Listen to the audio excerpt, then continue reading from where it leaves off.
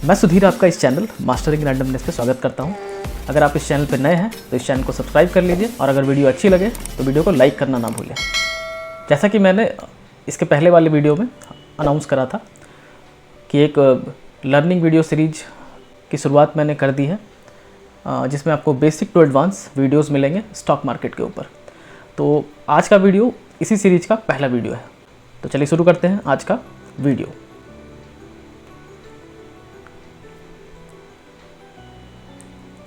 तो आज के वीडियो में हम कुछ स्टॉक मार्केट से रिलेटेड या इन्वेस्टिंग से रिलेटेड बहुत ही बेसिक सवालों का जवाब ढूंढने की कोशिश करेंगे। उसमें से पहला सवाल है, व्हाई डू वी इन्वेस्ट? हम निवेश क्यों करते हैं? अगला सवाल है, वेयर डू वी इन्वेस्ट? हम किन एसेट क्लासेस में इन्वेस्ट करते हैं? एक आम भारतीय परिवार किन एसेट क्लासेस में अपने वेल्थ को होल्ड करता है, कहाँ निवेश करता है? अगला सवाल है, वेयर शुड वी इन्वेस्ट? हमें किन एसेट क्लासेस में इन्वेस्ट करना चाहिए? तो इस सवाल का जवाब हम ढूंढेंगे आज की वीडियो में विथ वेरियस डेटा पॉइंट्स और past performance of various asset classes. तो चलिए शुरू करते हैं पहले सवाल से, why do we invest? Investment को लेके हम सभी का एक गोल तो क्लियर होता है कि हम अपने किसी फ्यूचर गोल को अचीव करना चाहते हैं अपने इन्वेस्टमेंट के द्वारा। और ये गोल हो सकता है एक फॉरेन कंट्री में वेकेशन, ये गोल हो सकता है रिटायरमेंट प्लानिंग, ये गोल हो सकता है अपने बच्चों का एजुकेशन, ये गोल हो सकता है फाइनेंशियल फ्रीडम। और this goal can be a dream of owning a house या अपनी बेटी की शादी। It can also be escaping rat race. तो हर एक इंडिविजुअल के लिए ये गोल अलग अलग हो सकता है या कॉमन हो सकता है, डिपेंडिंग ऑन हिज और हर चॉइसेस। तो अपने इन फ्यूचर गोल्स को अचीव करने के लिए हमारा सबसे बड़ा रोड़ा होता है, ऑब्स्टेकल होता है इन्फ्लेशन। तो हम अपने फ्यूचर गोल्स को तभी अचीव कर पाएंगे अगर हमारा जो निवेश है या इन्वेस्टमेंट है वो इन्फ्लेशन को बीट कर देता है। तो आज आइए समझते हैं कि इन्फ्लेशन क्या होता है। अगर आम भाषा में समझे तो इन्फ्लेशन किसी भी गुड्स या सर्विस के भाव में या रेट में परिवर्तन को हम इन्फ्लेशन बोलते हैं। और ये जिस रेट से इंक्रीज करता है, the rate is called rate of inflation. तो आइए एक उदाहरण की मदद से समझने की कोशिश करते हैं कि इन्फ्लेशन ने कैसे एक कप कॉफ़ी का cost over a period of time, यहाँ पे 52 ईयर्स है, यानी कि 1970 से लेकर 2022 तक कैसे इन्फ्लेशन ने एक कप कॉफ़ी के प्राइस को इम्पैक्ट करा।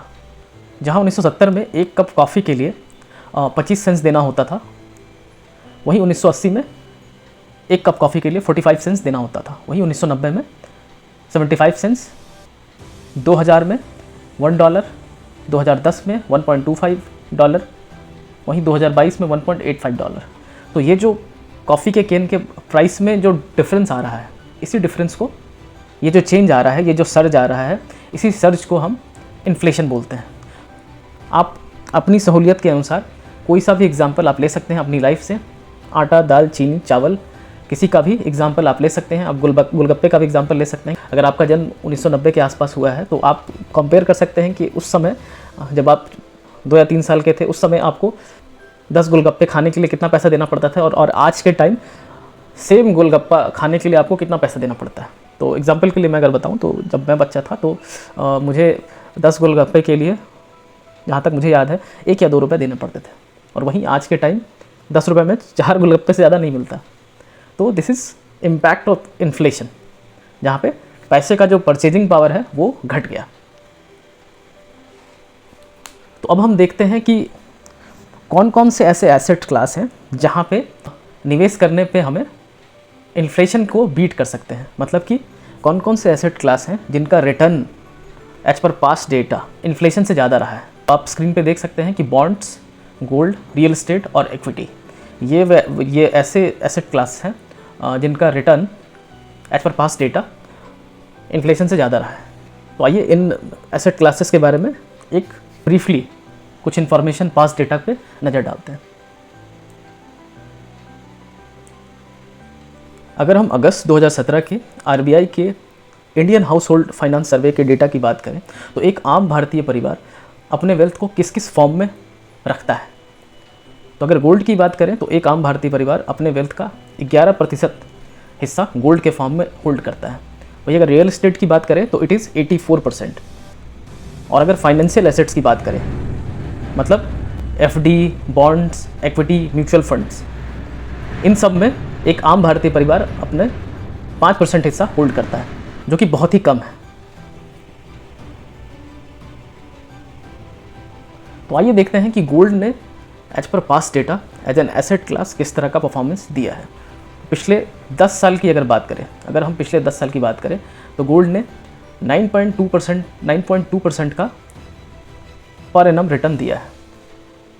वहीं अगर सेंसेक्स के साथ इसका कंपेयर करें तो सेंसेक्स ने इसी सेम पीरियड में 10% का रिटर्न दिया है। लास्ट 20 साल में गोल्ड ने 12.7% का रिटर्न दिया है, वहीं सेंसेक्स ने 15% का रिटर्न दिया है। लास्ट 30 ईयर्स में गोल्ड ने 9.3% का पर एनम रिटर्न दिया है, वही सेम पीरियड में सेंसेक्स ने 14.8% का पर एनम रिटर्न दिया है। तो इस डेटा से आप ये कंक्लूड कर सकते हैं कि सेंसेक्स ने कंसिस्टेंटली गोल्ड के रिटर्न को बीट करा है। आइए कुछ और इंटरेस्टिंग डेटा गोल्ड की देखते हैं। 1990 से 2000 के बीच में अगर हम गोल्ड के रिटर्न पे नज़र डालें तो इट वाज ओनली 2.8%। वहीं सेंसेक्स ने सेम पीरियड में 14% का रिटर्न दिया था, 14% पर एनम का रिटर्न दिया था। वही 2010 से 2020 के बीच में गोल्ड का जो रिटर्न था वो था 9.2%। वहीं सेंसेक्स ने इस पीरियड में 10.4% का रिटर्न दिया था, यानी कि 2010 से 20 के बीच में गोल्ड का जो रिटर्न था वो सेंसेक्स के रिटर्न से काफ़ी क्लोज था, लेकिन still it could not beat the return of Sensex. तो हम अभी जो हमने डेटा देखा उससे हम आसानी से कंक्लूड कर सकते हैं कि इक्विटी जो है एक बेहतर एसेट क्लास है गोल्ड के कंपैरिजन में। बहुत से लोग आपको ऐसे भी मिल जाएंगे जो कि गोल्ड को एज ए हेज अपने इक्विटी पोर्टफोलियो के लिए या म्यूचुअल फंड पोर्टफोलियो के लिए एज ए हेज यूज करते हैं। लेकिन अगर पास्ट डेटा पे नज़र डालें तो ये देखा गया है कि गोल्ड का जो कोरिलेशन है इक्विटी के साथ वो पॉजिटिव है, यानी कि अगर इक्विटी पोर्टफोलियो अगर आपका ऊपर की तरफ जा रहा है तो गोल्ड भी ऊपर की तरफ जाता है, और अगर सेम पीरियड में अगर इक्विटी नेगेटिवली परफॉर्म कर रहा है तो गोल्ड भी नेगेटिवली परफॉर्म कर रहा है। तो आप किसी भी ऐसे एसेट क्लास से अपने पोर्टफोलियो को हेज नहीं कर सकते जिसका कोरिलेशन आपके पोर्टफोलियो के साथ पॉजिटिव है। तो आइए देखते हैं कि इंडियन रियल एस्टेट ने as an asset class as पर पास्ट डेटा कैसा परफॉर्म किया है।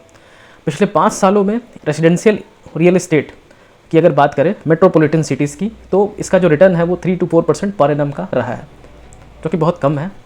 लेकिन अगर लॉन्ग टर्म में इस डेटा की बात करें तो एवरेज जो रिटर्न रहा है रियल एस्टेट का वो 10% के आसपास रहा है पर एनम का।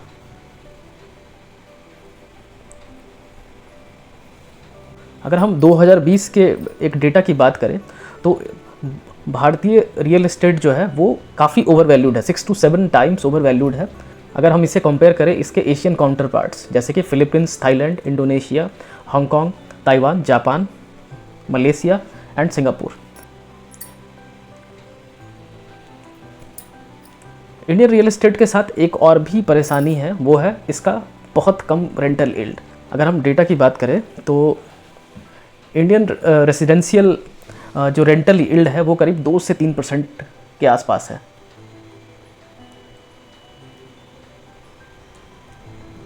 अगर हम वैसे देशों की बात करें जहाँ पे जो रेंटल यील्ड है वो भारत के समान है, वैसे देश हैं USA और सिंगापुर।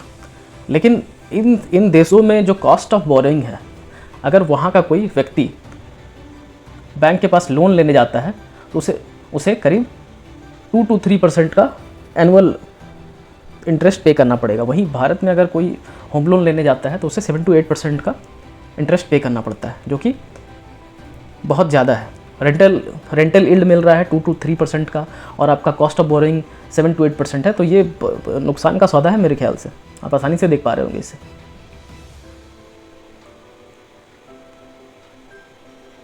तो आइए चलते हैं asset class bonds and debt mutual funds के ऊपर कि एज पर पास डेटा इस एसेट क्लास ने किस तरह का परफॉर्मेंस दिया है।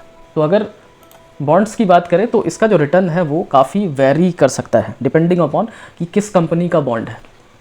तो जिन्हें बॉन्ड के बारे में पता नहीं है तो मैं उनके लिए बता दूं कि बॉन्ड एक ऐसा इंस्ट्रूमेंट है जिसके थ्रू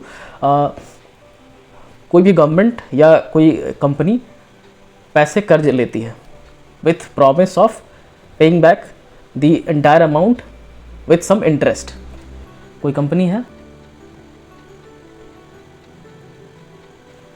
ABC, अब इसे क्या चाहिए, इसके पास एक बहुत बड़ा प्रोजेक्ट आ गया और इसके पास कैपिटल की थोड़ी सी कमी है। तो ABC क्या कर सकता है कि अपने इन्वेस्टर्स को बॉन्ड इशू कर सकता है, बॉन्ड इशू करके पैसे उठा सकता है विथ प्रॉमिस कि इन पैसों के बदले वो कुछ इंटरेस्ट पे करेगा। तो बॉन्ड एक इंस्ट्रूमेंट है जिसके थ्रू गवर्नमेंट्स और कंपनीज आम लोगों से पैसे उठाते हैं और इसके एवज में उन्हें इंटरेस्ट पे करते हैं। तो इसका एक सर्टेन टेन्योर होता है, इस टेन्योर के अंदर में उन्हें एक सर्टेन अंतराल में उन्हें इंटरेस्ट पे आउट करना पड़ता है और टेन्योर का जब ये बॉन्ड का जब मेच्योरिटी होता है तो उस समय उन्हें कैपिटल रीपे करना होता है। तो ये सुनने में तो बड़ा आसान लग रहा होगा लेकिन इसके साथ बहुत सारे रिस्क एसोसिएटेड होते हैं, इसके बारे में जानना जरूरी है। तो इसका पहला जो रिस्क होता है वो है चेंज इन इंटरेस्ट रेट। तो इंटरेस्ट का जो रेट है वो चेंज हो सकता है। और एक सबसे बड़ा रिस्क होता है जब भी कोई सेल्समैन बॉन्ड बेचने जाता है, बॉन्ड पिच करता है अपने क्लाइंट्स को, तो वो इसे as a replacement of FD pitch करता है, लेकिन it is not as safe as FD। वो सेल्समैन जब जाता है तो वो सीधा बोलता है कि भाई सर जी आपको FD में 6-7% का रिटर्न मिल रहा है, तो आप समझदारी दिखा के FD में क्या फंसे हुए हैं, आप एक काम कीजिए कि आप बॉन्ड्स में निवेश कर दीजिए जहाँ पे आपको 14 to 15% रिटर्न मिल जाएगा फिक्स्ड। लेकिन वो क्लाइंट को ये बताना भूल जाते हैं कि इसमें किस तरह का रिस्क एसोसिएटेड है, क्योंकि अगर आपने जिस कंपनी का बॉन्ड खरीदा और वो कंपनी अगर डिफ़ॉल्ट कर जाती है, उस कंपनी में अगर किसी तरह की दिक्कत आ जाती है, वो कंपनी बंद हो जाती है, तो योर मनी इज़ गॉन। आपने 14-15% के इंटरेस्ट के लालच में किसी कंपनी का बॉन्ड खरीद लिया और वो कंपनी अगर दिवालिया हो गई तो आपके पैसे तो चले गए, आपके पैसे चले जा सकते हैं, इसकी संभावना बहुत ज़्यादा होती है। तो इसीलिए अगर आप बॉन्ड खरीद रहे हैं तो आपको कंपनी के बारे में थोड़ी सी जानकारी होना ज़रूरी है। और बहुत सारे कुछ एजेंसीज़ होती हैं जो कि हर एक बॉन्ड को रेट करती है एज पर कंपनीज प्रोफाइल। तो आप देखते होंगे कि बॉन्ड का जो रेटिंग है वो AAA है, AA है, इस तरह से रेटिंग होती है बॉन्ड की। तो जिनका जो अच्छे बॉन्ड्स होते हैं उनका रेटिंग AAA होता है, जो ख़राब बॉन्ड्स होते हैं उनका रेटिंग ये होता है। तो आपको प्रॉपर रेटिंग देख के ही बॉन्ड्स में निवेश करना चाहिए अपने रिस्क प्रोफाइल में। नॉर्मली देखा गया है कि जिस बॉन्ड का रेटिंग जितना कम होता है वो उतना ज़्यादा रिस्क, उतना ज़्यादा इंटरेस्ट ऑफर करता है। लेकिन केवल इंटरेस्ट रेट को देख के इन्वेस्ट करना बॉन्ड्स में थोड़ी सी समझदारी नहीं होती है, क्योंकि उसके साथ साथ रिस्क भी एसोसिएटेड होता है। ये आपको होना चाहिए पता चला कि कहीं पे कोई बॉन्ड इशू हुआ और वो 14% का इंटरेस्ट ऑफर कर रहा है, आपने अपने पूरे पैसे उसमें डाल दिए, और अगर कंपनी में किसी तरह की दिक्कत आ जाती है तो आपके पूरे पैसे डूब जाने की भी संभावना होती है। तो इससे ये जानकारी आपको होनी चाहिए। तो आप थोड़ा सा एज ए डाइवर्सिफिकेशन बॉन्ड्स में अगर निवेश कर रहे हैं तो थोड़ा सा डाइवर्सिफिकेशन करके करें, ताकि अगर किसी तरह की दिक्कत होती है तो पूरे पैसे आपके डूब ना जाए। तो एक ही कंपनी में पूरे पैसे डाल देना समझदारी मेरे ख्याल से नहीं होगी। तो एक और परेशानी होती है बॉन्ड्स के साथ कि थोड़ी लिक्विडिटी की प्रॉब्लम होती है। बॉन्ड मार्केट जो होता है बहुत ज़्यादा लिक्विड नहीं होता है स्टॉक मार्केट की तरह। स्टॉक में क्या हुआ कि आपने किसी कंपनी का स्टॉक खरीदा, आपको कल को लगा कि नहीं भाई इस कंपनी में अब वो जो सोच के आपने खरीदा था वो अब आपको नहीं दिख रहा है, तो आप फटाक से निकल गए मार्केट खुलते ही। तो इस तरह की लिक्विडिटी में भी बॉन्ड्स में आपको नहीं मिलती है। तो ये सब कुछ परेशानियाँ हैं, और भी परेशानियाँ हैं बॉन्ड के साथ। या आपको लगता होगा कि नहीं चलो सीधा इन्वेस्ट नहीं करके बॉन्ड में, इसे थोड़ा डाइवर्सिफाई करके डेट म्यूचुअल फंड में इन्वेस्ट कर देते हैं। तो मैं आपको जानकारी के लिए बता दूं कि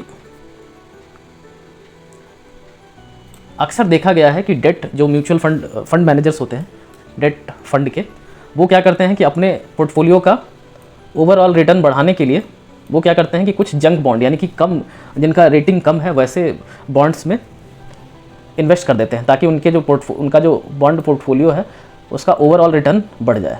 ऐसा अक्सर देखा गया है। आई एम नॉट सेइंग कि एवरी फंड मैनेजर इस तरह का काम करता है, लेकिन अक्सर ऐसा देखा गया है कि अपने फंड का ओवरऑल रिटर्न बढ़ाने के लिए थोड़े कम रेटेड बॉन्ड्स में भी फंड मैनेजर्स इन्वेस्ट कर देते हैं, जिससे आपके डेट फंड का उसके पोर्टफोलियो का ओवरऑल रिटर्न तो बढ़ जाता है, लेकिन उसके साथ साथ रिस्क भी बढ़ जाता है, जिसकी जानकारी मेरे ख्याल से आम इन्वेस्टर को नहीं होती है। तो इसके लिए थोड़ा सा अगर डेट म्यूचुअल फंड में इन्वेस्ट करते हैं तो ये जानकारी आपको थोड़ी सी रहेगी तो आपके लिए अच्छा होगा और आपके पोर्टफोलियो के लिए अच्छा रहेगा। तो अब आखिरी जो एसेट क्लास है दैट इज़ इक्विटी। तो इक्विटी की अगर हम बात करें तो पिछले 10 साल की अगर डेटा की बात करें तो इसने 13% का कंपाउंडेड रिटर्न निफ्टी में दिया है। मैं बात नहीं कर रहा हूँ अभी कि किसी ने अगर विप्रो में या इन्फोसिस में या HDFC बैंक में जब उनका IPO आया था शुरुआत में, उस समय अगर इन्वेस्ट कर दिया होता तो 10,000 गुना हो जाते पैसे। मैं उसका बात नहीं कर रहा हूँ। मैं बात कर रहा हूँ कि अगर आपने निफ्टी में 20 साल पहले निवेश कर दिया होता तो आपको 13% का कंपाउंडेड रिटर्न मिल जाता। That is better than any asset class that we discussed.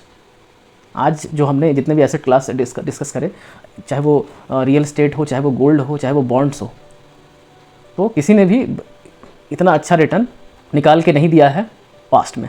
Equity में रिस्क तो है, अगर आप इक्विटी मार्केट में या स्टॉक मार्केट में इन्वेस्ट करना रिस्की तो है, लेकिन अगर आपको प्रॉपर नॉलेज है तो ये रिस्क थोड़ा सा कम हो जाता है। अगर आपको नॉलेज नहीं है तो आप अदर व्हीकल का इस्तेमाल कर सकते हैं। आप म्यूचुअल फंड के थ्रू भी इक्विटीज़ में निवेश कर सकते हैं। अगर आप खुद से रिसर्च नहीं करना चाहते हैं तो म्यूचुअल फंड भी आपके लिए एक बहुत अच्छा रास्ता हो सकता है इक्विटी में इन्वेस्ट करके इस एसेट क्लास का फ़ायदा उठाने के लिए। तो अगर आप मान लीजिए कि बॉन्ड में इन्वेस्ट करते हैं तो रिस्क तो आप बॉन्ड में भी उठा रहे हैं, लेकिन आपको रिटर्न जो है वो इक्विटीज़ की जैसा मिल नहीं रहा। अगर आप गोल्ड में निवेश कर रहे हैं तो रिस्क तो आप वहाँ पे भी ले रहे हैं, लेकिन आपने जो हमने अभी डिस्कस करा, पास्ट डेटा को जो हमने अभी डिस्कस करा, उसमें हमने देखा कि गोल्ड में भी रिस्क है, लेकिन इक्विटीज़ ने कंसिस्टेंटली गोल्ड के रिटर्न को बीट करा है। अगर रियल एस्टेट की बात करें तो उसमें 10% का ऑन एन एवरेज रिटर्न आप जनरेट करते हैं, लेकिन अगर रिस्क की बात करें तो उसमें रिस्क बहुत ज़्यादा होता है। वहाँ पे अगर किसी के पास 30 लाख रुपए है और वो अगर रियल एस्टेट में इन्वेस्ट करना चाहता है तो वो डाइवर्सिफाई कैसे करेगा? 30-40 लाख रुपए है तो उसके पूरे पैसे एक प्रॉपर्टी में ही लग जाएंगे। तो diversification is also not quite possible in real estate. लेकिन अगर किसी के पास 10,000 रुपये भी हैं तो इक्विटीज़ में फ़ायदा ये है, इक्विटी में निवेश करने का फ़ायदा ये है कि वो आसानी से 10,000 रुपये को भी बहुत अच्छे से डाइवर्सिफाई कर सकता है। वो 10 कंपनी में अपने 10,000 रुपये, 1,000 रुपये 10 कंपनी में लगा सकता है। तो ये एक बहुत बड़ा एडवांटेज है। तो रियल एस्टेट में एक और परेशानी अगर हम बात करें तो ये है लिक्विडिटी की। अगर मान लीजिए कि आपकी प्रॉपर्टी की वैल्यू 40 लाख रुपए है और आपको मात्र 2 लाख की ज़रूरत है, तो आप केवल पार्शियली लिक्विडेट नहीं कर सकते अपने प्रॉपर्टी को। लेकिन इक्विटी में अगर आपका 30 लाख का पोर्टफोलियो है तो you can easily liquidate your 2 lakh rupees worth of shares. तो ये सब फ्लेक्सिबिलिटी जो ऑफर करता है equity as an asset class, that is amazing. तो अगर आप अपना पोर्टफोलियो क्रिएट कर रहे हैं, इन्वेस्टमेंट कर रहे हैं, तो इक्विटीज़ उसका एक इंपॉर्टेंट पार्ट होना चाहिए। आज की वीडियो से ये एक कंक्लूजन आप निकाल सकते हैं। तो वीडियो को देखने के लिए आपका बहुत बहुत धन्यवाद। मिलते हैं अगले वीडियो में। अगर आपने वीडियो को यहाँ तक देखा है तो चैनल को सब्सक्राइब कर दीजिए और इसे लाइक कीजिए अगर आपको वीडियो अच्छा लगा। Bye bye.